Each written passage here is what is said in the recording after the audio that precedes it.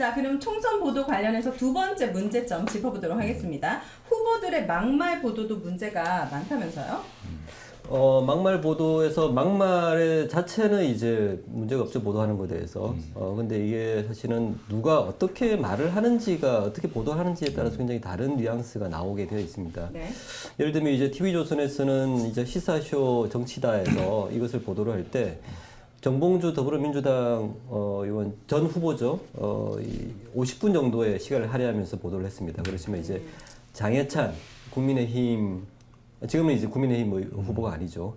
6분 이렇게 이야기를 나누었고요. 그다음에 도태우, 조수연 국민의힘 후보의 이 막말 발언은 3분. 그러니까 분량 차이가 굉장히 큽니다. 그러니까 이 부정적인 어떠한 메시지를 담고 있거나 이미지를 갖고 있는 보도를 이렇게 확연하게 50분 대 6분이면 50분 대 3분이면은 이거는 뭐 거의 굉장히 큰 차이죠.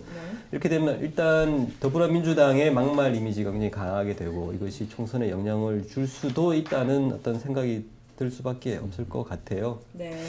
또 다른 이제 방식은 이제 이런 건데요. 보도 자체를 이제 이렇게 비교를 했을 때 적게 하는 것들도 있는데 어떤 이슈 전체 자체도 이제 보도를 차이를 두면서 보도를 합니다. 그러니까 아예 안 하는 게 아니라 네.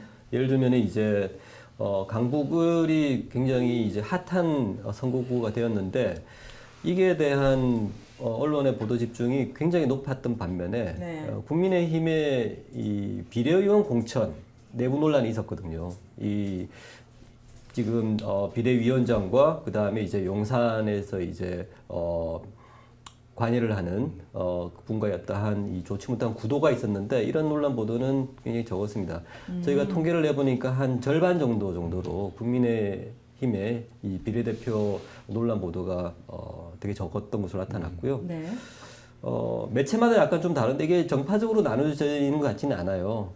5대 일간지 중에서 한겨레 신문이 정봉주 의원의 막말 보도가 가장 많았습니다. 그러니까 이게 단지 보수냐 진보냐 이렇게 나누는 것 같지는 않고요.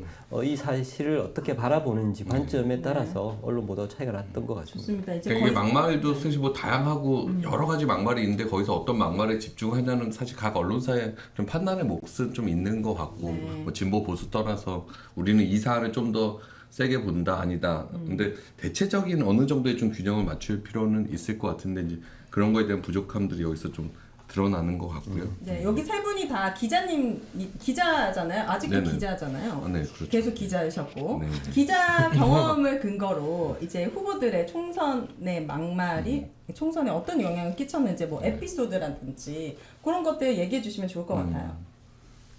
우리 현장에서 기자로 돌아가시는 네, 우리 KBS. 방송원 분처럼.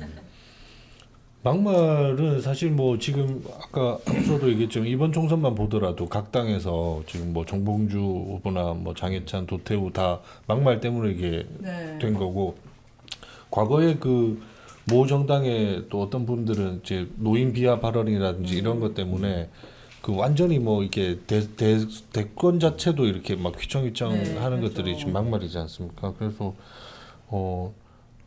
큰 영향을 미치죠. 막말 자체가. 그리고 이게 사실 뭐 정치를 하기 위해서 나왔다는 분들이 기본적으로 뭐 이렇게 세 가지 정도를 많이 말씀들을 하시잖아요. 일단 그 역사적으로 이렇게 교과서에 실린 그러니까 우리 사회가 인정한 그런 역사적인 사실들 여기에 대해서 이거를 뭐 뒤집는다거나 뭐 다른 이 정설이 아닌 것들을 가지고 뭐 주장하는 거는 받아들이기 힘들잖아요. 국민 정서가 용납하기 힘들고 되게 보편적인 가치들 그러니까 뭐 성평등의 문제라든지 인종차별적인 것들 이런 것들은 해외 사례도 뭐 많지 않습니까? 막말로 날아가는 것들.